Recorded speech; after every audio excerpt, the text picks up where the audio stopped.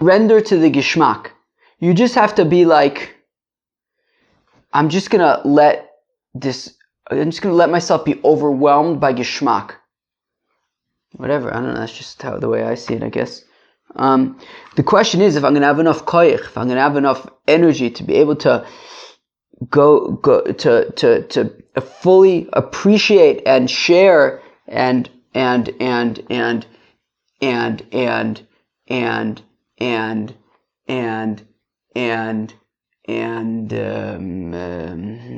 know the word. What's the word? I don't know. Friends, let's go weiter. I don't know the word. I would have told you what I was thinking, but I just don't know the word. I feel like recently, I feel like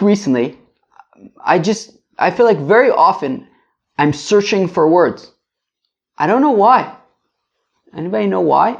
Maybe I'm not getting enough sleep. I'm just like losing words and stuff. All right, friends. So today we're going to start off by radiate. I'm just going to radiate Gishmak. Right. So the shaila is, will I have enough koyach, enough energies to properly radiate Gishmak for the whole daf? I'll try.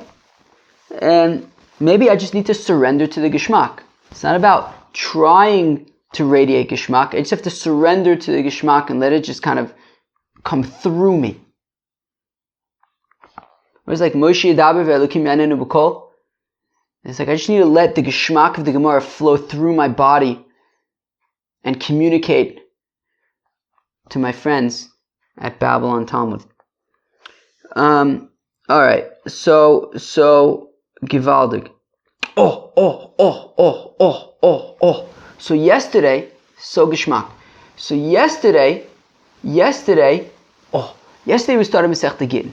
And we said that a fellow brings a get from Chutz La'aretz to Eretz Yisrael. So the shaliach, the messenger, needs to say that this document, that this get was written in front of me, and it was signed in front of me. Givaldig. We saw machlokes between Rabba and Rava. Rabba says that he has to say that it was signed in because in Chutz La'aretz they don't know so much about Lishma. And about the chiyuv that v'chosav lo lishma. So therefore, this guy comes and says, "Don't worry about it; it's all lishma." According to Rava, the concern is that it's a kiyum shtaris kind of thing, right? According to Rava, it's that, well, imagine the husband shows up and says that this document is a joke; it's irrelevant. So now you have to be mekayim the shtar. How are you going to be mekayim the shtar? The witnesses are far away in Chutz La'aretz. So, well, this guy, he says b'fanei nechtom is mekayim the shtar.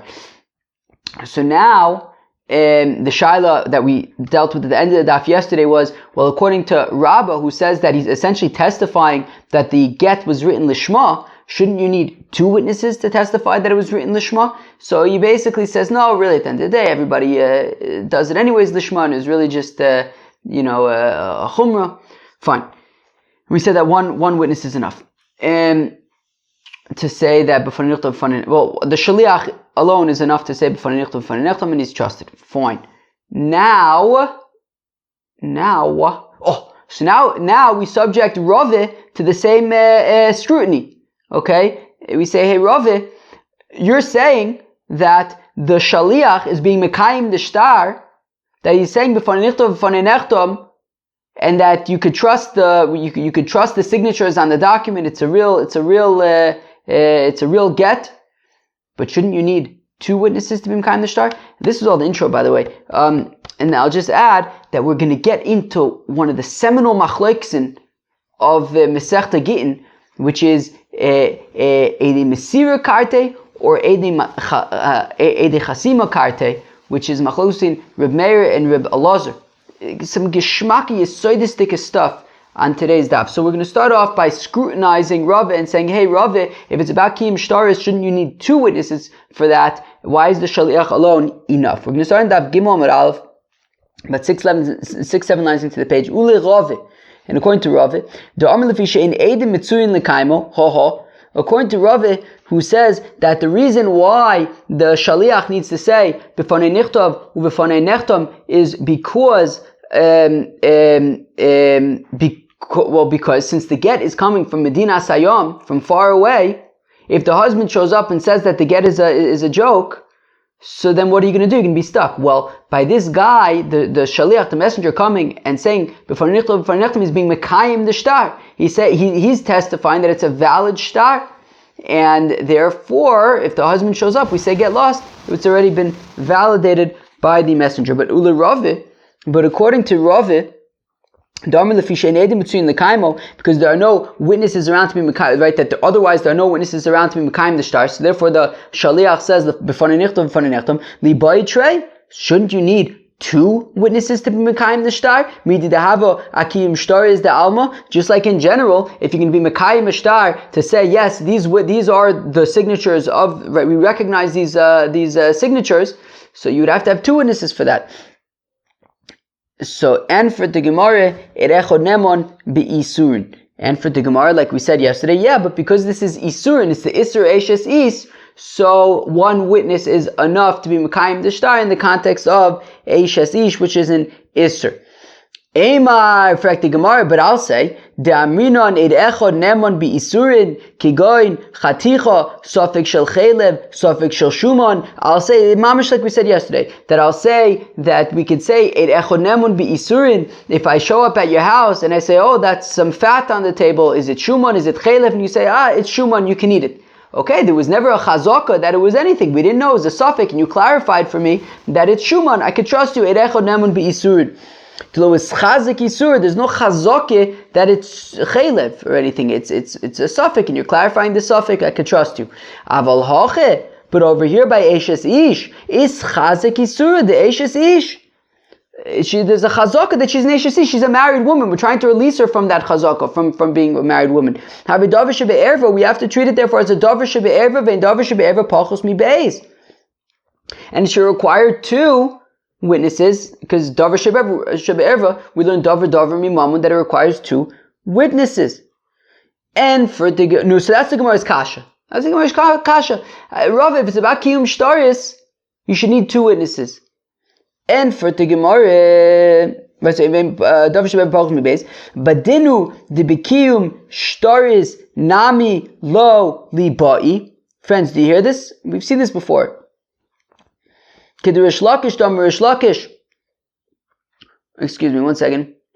I bought some nuts at the shuk. I don't want to say where I go, only because if you have your places, I don't want you to switch. But there's a place that I like to go in the shuk. It's my favorite place to get nuts and raisins and dates and things like that. So I just went there. They always make them fresh. I'm not aware of such things in Chutz La'aretz. I don't know, maybe if you live in a big city you can get it. But you're in Shuk Machne Yehuda, you just go and they have fresh roasted nuts and dried fruits which aren't fresh, but some high quality ones. Friends, you gotta come to Eretz Yisrael. What do you... I'm not Eretz Yisrael. Leave me alone. I'm gonna leave you alone. Okay. You do what you want. I'm just saying, I'm not trying to be annoying or anything. I'm really not trying to convince you to move to Eretz Yisrael. What I'm doing is, I'm saying, I'm taking it from the other angle. I'm just expressing how amazing Eretz Yisrael is. I think that's allowed. That's not annoying or anything. I'm just saying, Eretz Yisrael is amazing. Right? It's not lacking anything. Even they even have internet now. Anyways, so what was I saying? Oh, so I got, sorry, that was a big distraction. I ate nuts right before I recorded Babylon Talmud, so something was in my mouth and bothering. Okay, let's go fight there. So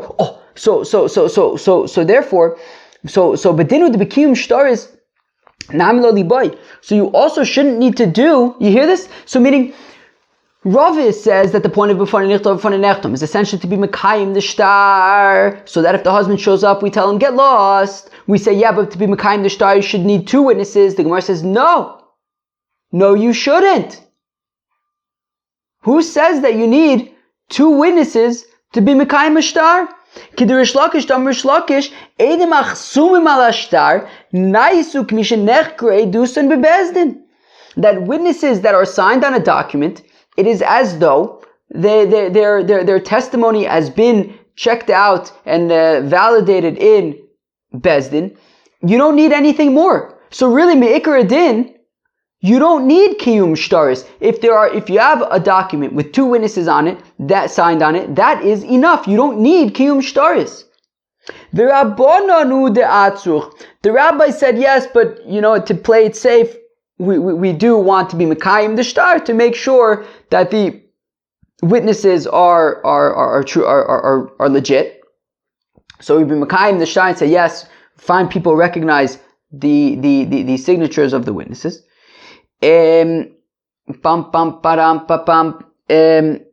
Okay, fine. So really me'ikar adin, we say edem achsum malashtar naisek mishnechra edusan bebezdin domi.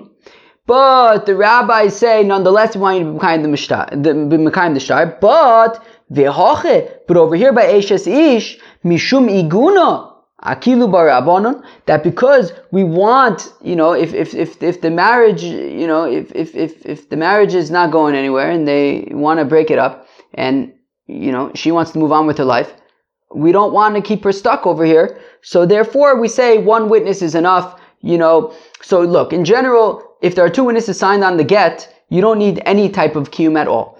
Midrabanon, right? Because any get that has any shtar, any document that has two witnesses on it, you don't need any more. The rabbis say that yes, we want you to be mekayim the shtar anyways, which requires two witnesses. But over here in the context of Eshes Ish, the rabbis said that one witness is enough, so that we could say it's a good get and she can go on with her life. Fine. But haikulu uchumru, to which the Gemara says, this is not, just like we said yesterday, this is not really a leniency to require only one witness to say b'fanei nichtav u'b'fanei nechtam to be mekayim the shtar, because while it makes it easier initially, because you only need one witness to say b'fanei nichtav u'b'fanei nechtam, but it ultimately becomes a balagan in the end when the husband shows up and says that the get is a joke. The matzrachas le trei lo osi ba'al ma'aru ufasolei, because if you would require two witnesses to be mekayim the shtar initially, and sure, it might be more difficult to, require two witnesses initially, but then, if the husband shows up and says it's a joke, it's irrelevant. We had two witnesses who were mekayim the shtar. But chad, if we only have the shaliach who's saying b'fanei nichtav u'b'fanei nechtam, osi ba'al u'ma'aru ufasolei. The husband, if he shows up and says that the get is a joke, it's his word against the shaliach's word. So, while it makes it easier initially for the shaliach to say b'fanei nichtav b'fanei nechtam, you only need one of them. But at the same time, if the husband shows up and says that the get is a joke, it's the husband's word against the shaliach's word, and it's inconclusive.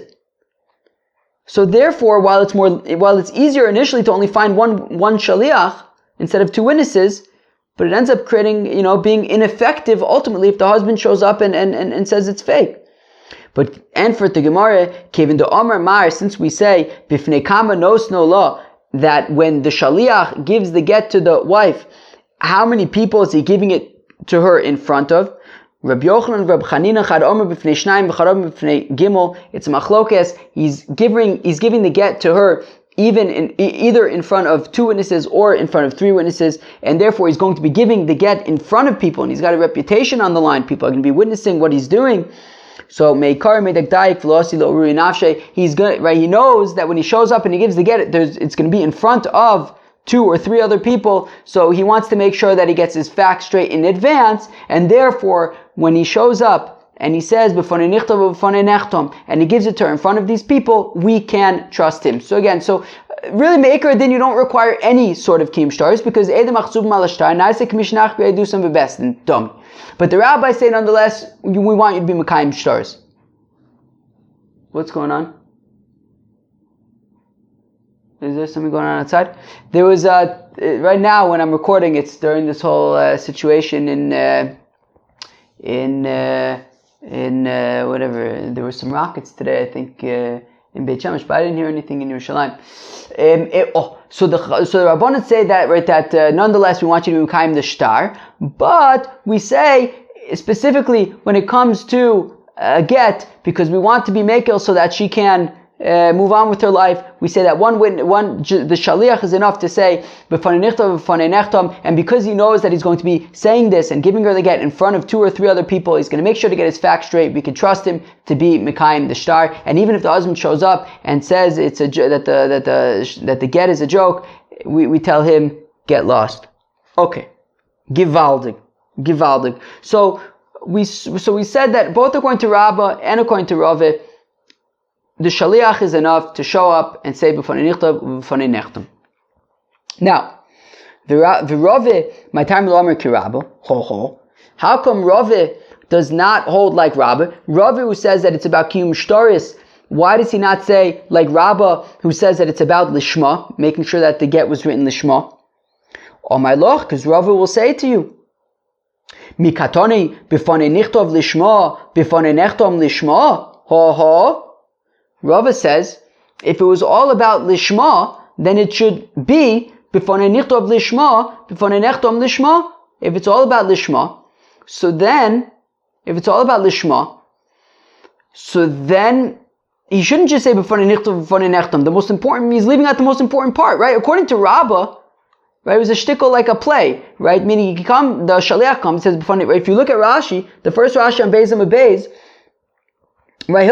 If you look at the third line of Rashi, Hilkach omer shaliach b'fanei nichtov b'fanei nechtom u'memele shailinon lei I nichtov l'shma v'u omer in. It's a shtickle game, right? The guy shows up, he says b'fanei nichtov b'fanei nechtom, and then we assume that then the people there are going to say lishma. It was written and signed lishma, and he says yes, it was. He leaves out the most important part.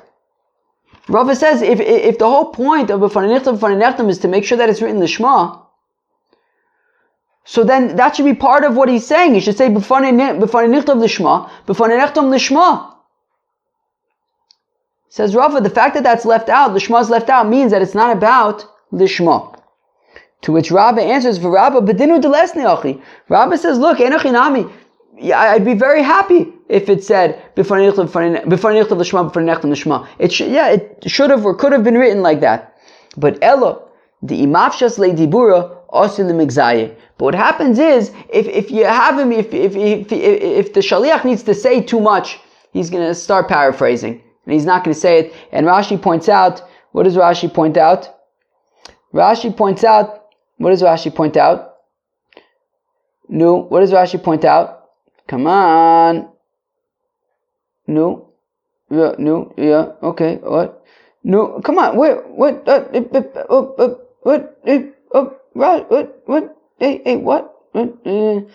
Oh, yeah, that. So in Rashi Dibra Maskil, also in the Migzai, it says, Kol Meshanim Matbeah Shetavu Chachom Begittin Avlad Mamzer. You hear that? That anybody who makes changes to the template that the Chachamim made by Gittin, the Vlad is a Mamzer. And therefore, if we say you have to say b'fanei nichtav lishma, b'fanei nechtam lishma, and now all of a sudden it's getting too long, and he starts paraphrasing, well then, that's a big problem. So therefore it says, Rabba, enochinami, b'fanei nichtav lishma, b'fanei nechtam lishma would make a lot of sense, but because we're concerned about paraphrasing, we cut it down to b'fanei nichtav, b'fanei nechtam. But ashtanami also limigzai, but b'fanei nichtav, b'fanei nechtam, why aren't you concerned that he's going to paraphrase that too? So chadam itlas goyis, Rabba says, look, if you have three words, right, b'fanei nichtav lishma, or b'fanei nechtam lishma, right, total of 6, but two separate kind of phrases, each one has 3 words. If you say b'fanei nichtav lishma, so he'll try to paraphrase that. But just b'fanei nichtav 2 words, he won't try to paraphrase anything. And therefore, says Rabba, it's b'fanei nichtav, b'fanei nechtam, but it means lishma. Okay, fine. V'Rabba, my taima lo omar ki Rava. And how come Rabbi, who says it's about lishma, why doesn't he say like Rava that it's about kiyum shtaris? So Amalach, so Rabbi will say to you, Im kain, if it's about kiyum shtaris, nisnei b'fanei nechtom v'sulo, b'fanei nichtav lamali, Rabbi says, the reason I don't agree with Rava is because if it was all about kiyum shtaris and being mekayim the signatures on the document, and being mekayim the signatures on the document, well then, all he should have to say is b'fanei nechtom. The shaliach only needs to testify. He's validating the signatures of the on the document. It's nothing. Why should he have to write b'fanei nichtav that was written in front of me? Who cares about the writing? He's validating the signatures that there are valid witnesses on it. So all you should only have to say b'fanei nechtom. Why does he also have to say b'fanei nichtav? So shmamina ba'inan lishma. It must mean that the reason why you're saying b'fanei nichtav is because it's not just about the kiyum shtar. It's not just about the signatures. It's about the fact that the get itself was written lishma. That is Rabba's argument. Virave. Rave says, Badinu delesne achi. Rave says, look, it could have just been b'fanei nechtam. You're right. That's really the most important part, is b'fanei nechtam. But Ella, the imkein osi lechlufe b'kiyum shtoris be'alma be'ed echod. Rave says, Einachi nami, the most important part is the signatures, is the chasimas. And technically, the shaliach could just say b'fanei nechtam, and that's enough. But we're concerned that if he only says b'fanei nechtam, then anybody who's seeing this happen and observing will think, oh, this is a kiyum shtaris. He's saying b'fanei nechtam, and he's being mekayim the signatures, the chasimos of the shtar.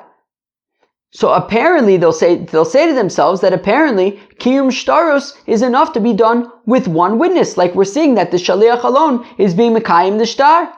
And therefore, to prevent that from happening, we also say b'fanei nichtov, in addition to b'fanei nechtam, in order to distinguish between this and a standard kiyum shtaris. And we say, right, because by a regular kiyum shtaris, it would only be about the document. But over here, we're not just saying b'fanei nechtam, but also b'fanei nichtov, which makes it different, and so that people will not confuse what's happening over here with regular kiyum shtaris, which requires two witnesses.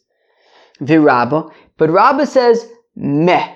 Rabba says, babimaisis. Rabba says, nobody would confuse the two. I don't need to say b'fanei nichtov as a distinction between this and regular kiyum shtaris. There's already a million distinctions between this and a regular kiyum shtaris. And b'fanei nechtam only saying b'fanei nechtam wouldn't have made a difference because there's a million other differences. By a million, I mean 3. V'rabba midami hasam. When it comes to kiyum shtaris, yad inon hacha b'fanai. By a regular kiyum shtaris, what you say is, what does Rashi say? Yodim anu shezek sava edim. That's what they say. They don't say b'fanei nechtam. They say yodim anu shezek sava edim. We recognize, right? We know that these are the signatures of these witnesses. We recognize their handwriting. We know that these are the signatures of these witnesses, and it's a kosher shtar. It's a kosher testimony. It's kosher signatures. So over there they say yad inon, but over here we say b'fanei nechtam. It's just a different template. It's a different wording. So that alone, even if you would just say b'fanei nechtam, that alone is different than regular kiyum shtaris. Hasam, when it comes to regular kiyum shtaris, isha lo mehemna. A woman is not believed, right? She doesn't do kiyum shtaris. Hacha isha mehemna. But by Gittin, a woman can say b'fanei nechtam. That's another difference. Hasam bal dover lo mehemen. By general kiyum shtaris, the person whose document it is would not be believed, right? If I show up with a document that says that you owe me $1,000, and I say, look, there's even witnesses on it, I can't be trusted to testify that those are valid witnesses. I obviously have an interest in saying that they're valid. Yet over here, bal dover mehemen, a woman herself can testify that this is her get, and it's a valid get, and these are the signatures. She's believed. So because of all these reasons, Rabbah says, I already know that there are differences between b'fanei nechtam and regular kiyum shtaris, right? Between what's happening with the get and regular kiyum shtaris. I don't need, according to you, Rava, that it's about kiyum shtaris, even without saying b'fanei nechtam. If it's only b'fanei nechtam, I already have these other distinctions that I wouldn't get confused. So why does it say, Rabbah argues, why does it say b'fanei nechtam? It must be because we're talking about lishma. So the Rave responds to Rabbah, and he says, Rave Omar lach, atuhacha ki amre yadinon milo mehemne. Rave responds and he says, look, if you have a shaliach who shows up and he says yadinon, he shows up and he says yodea ani bachasimas yideim, right? That he comes and he says, he doesn't say b'fanei nechtam. He comes and he says that I recognize these signatures. Rava says that should be enough. And in that case, you have one man who is showing up and he's saying, Yodea Oni, Bachasimas Yedeim. he's saying that I recognize the signatures. That should, according to Rava, who says that it's about Kiyum Shtaros, that would work. And because that would work, and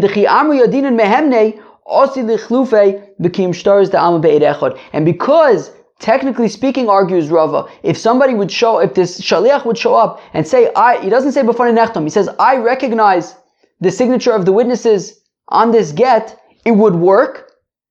People would confuse that with regular Kiyum Shtaros, and therefore you also have to mention the Kesiva to throw people off and make them realize, like, wait, this is different than regular Kiyum Shtaros. Why is he talking about the Kesiva over here? It must be that this is different, and we can't apply what we're witnessing here to regular Kiyum Shtaros, and we can't say that regular Kiyum Shtaros is good enough with one witness, because regular Kiyum Shtaros, in fact, would need two witnesses.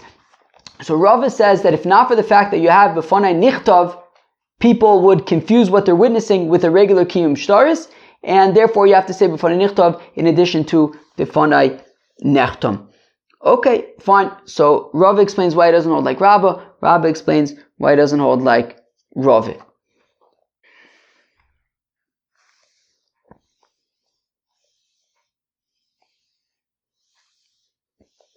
And now we get to a seminal machloikes in Masechta Gittin.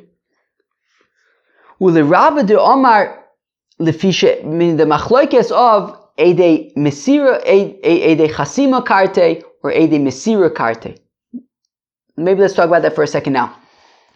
It's machlokas between Reb Meir and Reb Elazar about, is it the witnesses who, right, Reb Meir says Eidei Chasima Karte, ho. Reb Meir says that when it comes to a get, what's important is the signatures. The Eidei Chasimas, the witnesses for the signatures that sign it. That part has to be, right, it's the signatures that have to be written lishma. And a get that does not have signatures is a pasul get. According to Rabbi Elazar, it's Eidei Mesira Karte. What's important is that there are witnesses to witness the get being delivered to the wife. The Eidei Mesira, the delivery. The witnesses who witness the get being delivered to the wife, those are the important witnesses when it comes to get. You actually don't need witnesses to sign on a get, technically speaking, according to Rabbi Elazar. So what's the part that has to be written lishma? The ksiva, the body of the get, of the document, needs to be written lishma for this woman who's getting divorced. You don't need signatures at all. So according to Reb Meir, the important testimony on the get is the signatures, and the signatures would have to be written lishma. According to Rabbi Elazar, the important witnesses when it comes to the get are the witnesses who observe the mesira, giving the get to the wife. You don't actually need witnesses to sign on the document, and what needs to be written lishma in a get is the body of the divorce document itself. It's very geschmack stuff, no? I don't remember having to really get riled up like this. Maybe probably in Ksubis or something, maybe in parts of Yevamis. I can really only get into it like this if it's a geschmack sugya. You know, like even in Yevamis, remember at the beginning of Yevamis, there was that whole sugya of Esei Dochel Osaise. That was geschmack. That was a geschmack sugya. I can get into it like this. But then once it got to Reuven and Shimon, I don't want to go there.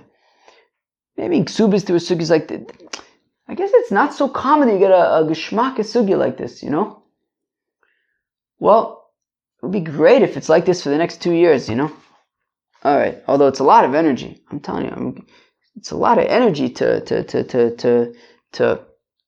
delve into such a sugya and radiate the energy and have the geschmack of the sugya be expressed through me.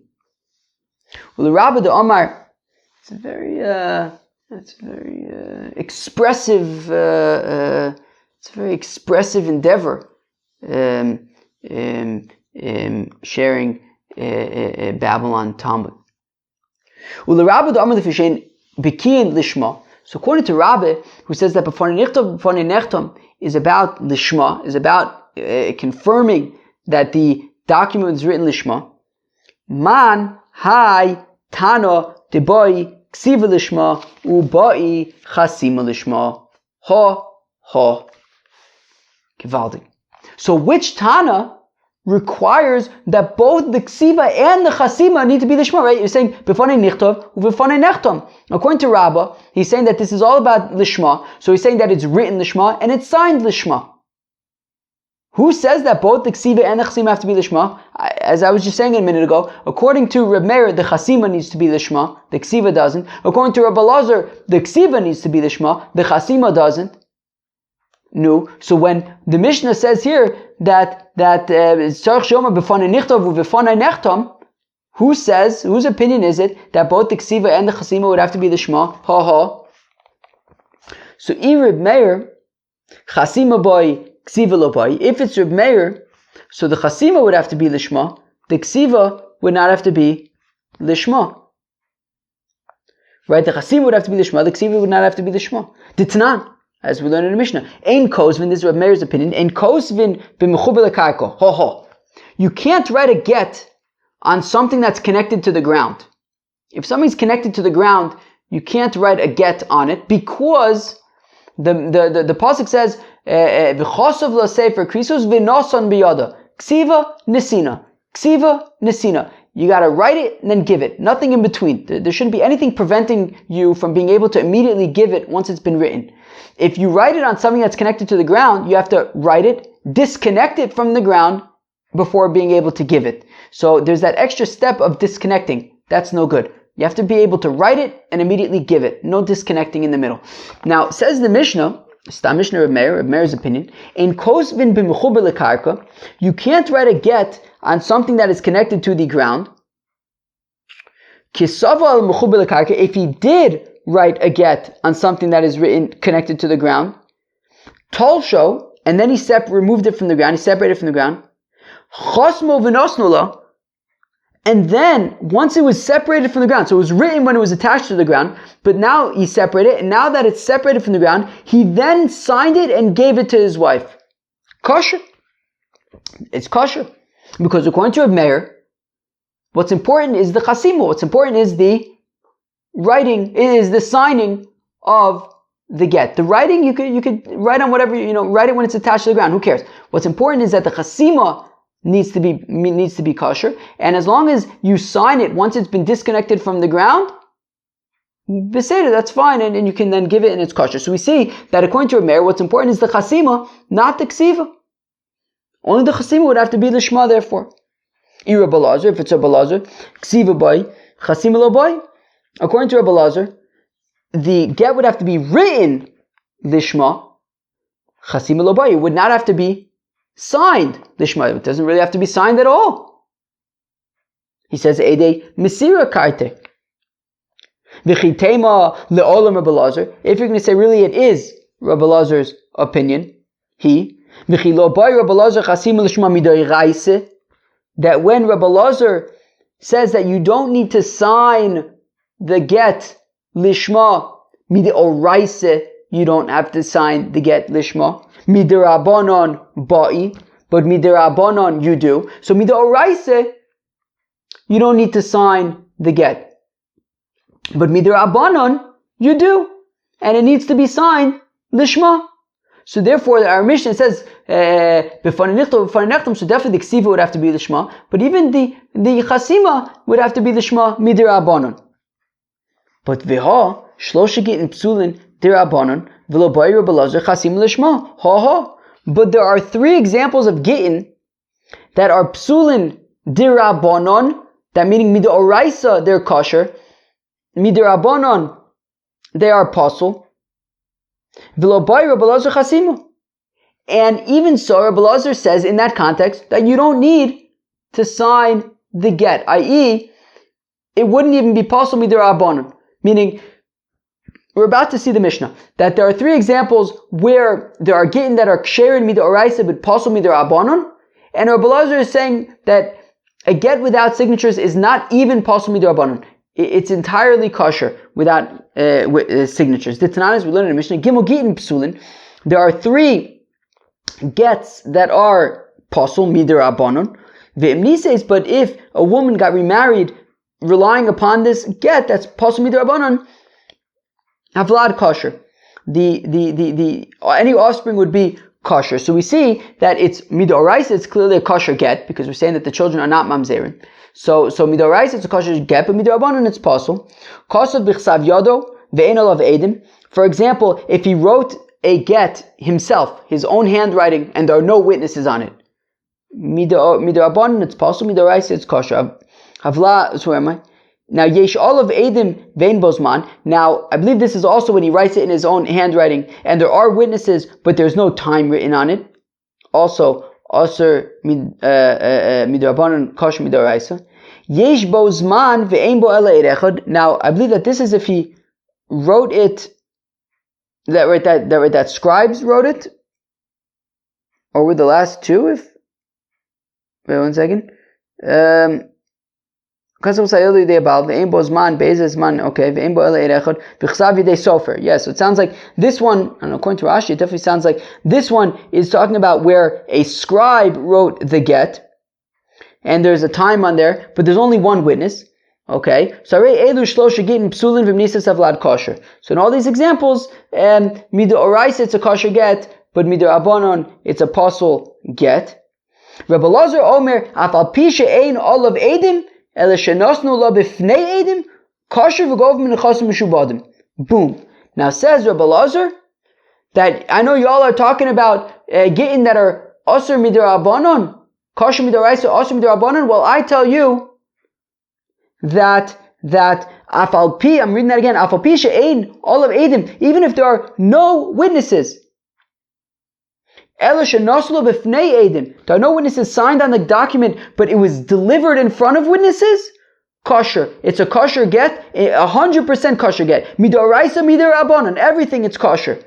V'gov min chasim mishubadim, and she can then collect her ksuba min chasim mishubadim from property that was mishuba to her ksuba that were then sold to her. She can collect it from there. So we see that according to Rabbi Lazar, you don't need witnesses to sign the get at all. Not midoraisa, not midorabanan.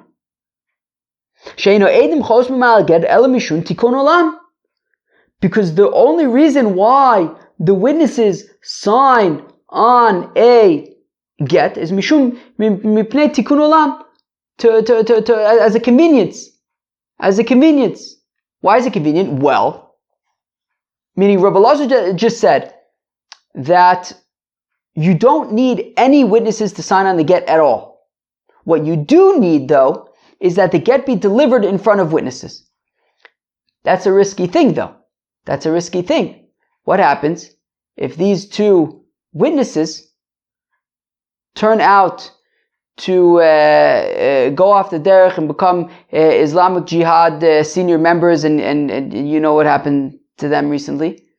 Basically, they're not available to be Mekayim the Shtar anymore. So what happens if you have two? So if the get itself, if the document itself doesn't have any witnesses on it, and it was delivered in front of two witnesses, which is what you need according to Rabbi Lazar, but there's no signatures on the document, and then those two witnesses who observed the get being delivered find themselves in Wellwood, and now this woman wants to get remarried, or the husband makes says that the get is no good. How are we ever going to prove that this is a valid document? There's no witnesses on it. The two witnesses are currently in Wellwood. We can't get to them to ask them to, if it's true that the get was given in front of them. So you basically, so this woman's in a bind now. So because of, as a convenience, in order to avoid this situation, we say, just sign on the document anyways, so that, if the two witnesses end up in Wellwood, so then at least there are witnesses, and we can be Mekayim that we can validate the signatures and say that, okay, it's a valid document, and she can get remarried and all that stuff. So we see that according to Rabbi Lazar, you don't need witnesses to sign You don't need signatures on the document at all. We do it as a convenience, but you don't need it at all. And therefore, the lishma of the get is only the ksiva, it's not the chasima. So what are we doing? So we're back at step 1, right?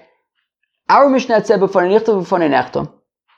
But according to Reb Meir, only the chasima needs to be the shema. According to Reb Elazar, only the ksiva needs to be the shema. So it says the Gemara ve'ela Reb Meir.